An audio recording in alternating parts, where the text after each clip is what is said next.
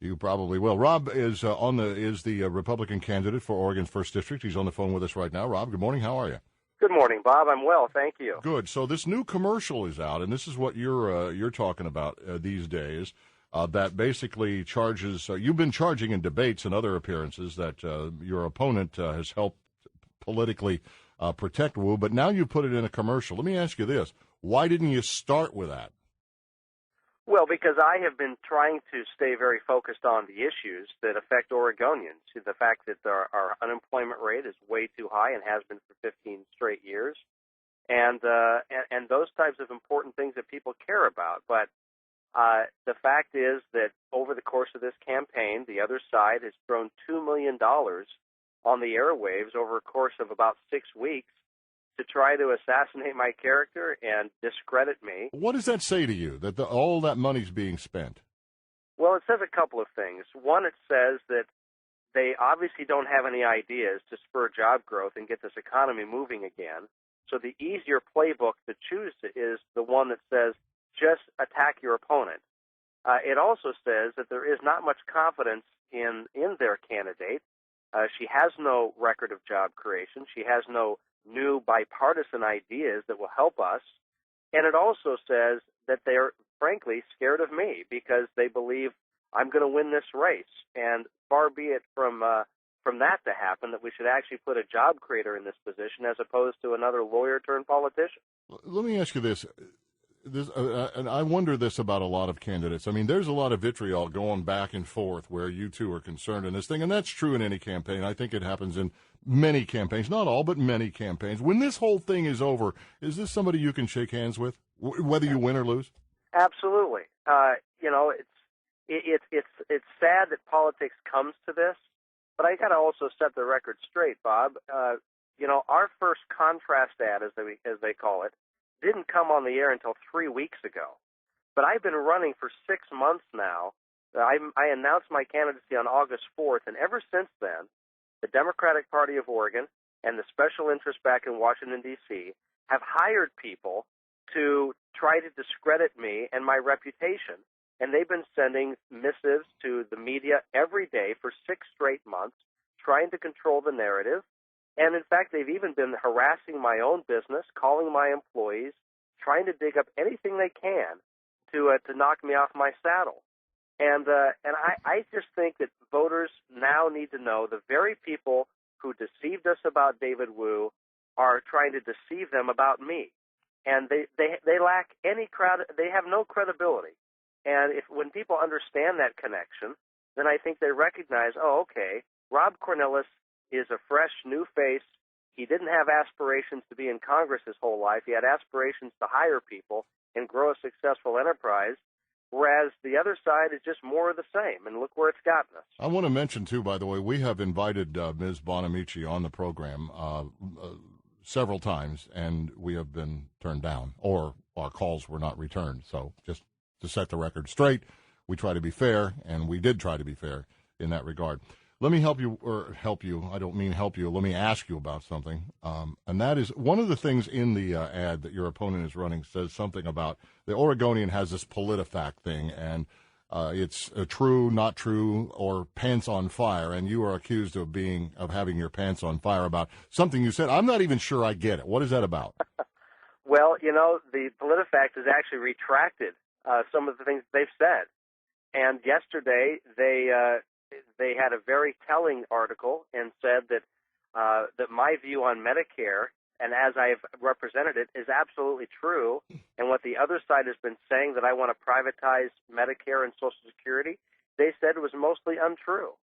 And so, frankly, PolitiFact is one writer's opinion. Yeah. I don't make statements without doing my research as well, and along with that of my staff. We feel very confident that we, throughout this campaign, have said that which is true. And the fact that my opponent has never disputed that she never found a tax increase or fee hike that she voted against is evidence that things that we're saying are true. And my ads are not attacks, Bob.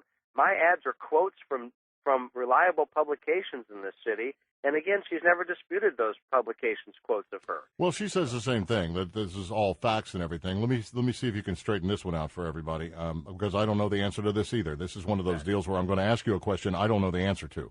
One of the charges is that you claim you're a job creator, yet you've only got 6 employees. How many do you have? I have 6 employees, but I've never said, as her ad currently suggests, or their ads suggest, I have never said I have 500 employees. That is an out-and-out lie. It's taking a context of a whole different topic. The topic being, my business has helped to launch 500 careers around the country for people who wanted to find work in our industry. And they've taken that number and they're misleading viewers by suggesting that I've said that's the number of employees I have. It's just downright false, and they know it's false.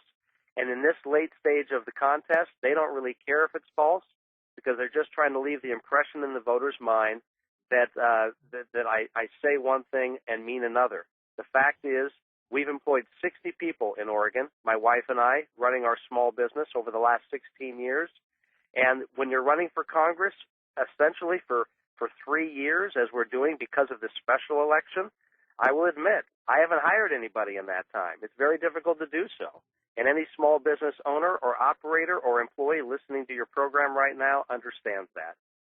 Hey, Rob, we've heard reports that there is out-of-state talent, shall we say, volunteers being organized to man phone banks, to phone people here in Oregon to work against you and try and get your opponent elected. You have any reaction to that? Well, you bet I do. I mean, we counted, as of yesterday, 12 national organizations that are pouring money into this race, all in support of my opponent. Whether they be the SEIU, whether they be NARAL, whether they be the Democratic Committee in Washington, now even President Obama's campaign has weighed in, and they're now spending money to try to get phoners, people on the phone, to encourage them to vote for my opponent. I have no such help, and it's not because my party doesn't believe in me. It's because I'm not asking for any help. I want to win this thing on our own with our supporters, our local volunteers, and that's why the polls show this thing is neck and neck. And I'm very encouraged where we're at. We've got the momentum clearly. That's why they're dumping more money into this race on the other side, because they see the numbers more frequently than any of us do, because they have the resources to pay for daily polling. So we have got the trajectory is on our side. We've got a few days. I ask those of you who are listening, who are voting for me, to please get your ballots in, and then encourage others to do the same thing. It's either the establishment or it's the people of Oregon who will decide this race. So what do you think about it says about either the race or Oregon or even politics in general, that it's getting national attention? Well, this is the first federal election of 2012. And Oregon has an opportunity right now to send a very clear signal to the rest of the country, regardless of party, and that is we are tired of more of the same. We're tired of a fiscally irresponsible government. We're tired of regulations that dispirit people who would hire. We're tired of tax policy that's unpredictable, that doesn't give us the certainty we need in order to invest in our businesses and our nonprofit organizations and grow them, i.e. to hire more people. So we have a chance here in Oregon to set the tone, and I'm very excited about that. I'm very excited that next Tuesday night we're going to be able to stand up and say to the rest of the country, this is the kind of agenda we want to follow in 2012. Let's see more responsible government. Let's see a government of the people rather than a government of the bureaucrats and a government of the career politicians and the people in Washington, D.C. who are entrenched in partisanship. Rob, pardon me, Rob, we thank you for your time. Thanks for being on the show today. Thank you both. I appreciate the chance to visit with you. All right, Rob Cornilles, Republican candidate for Oregon's 1st District. Again,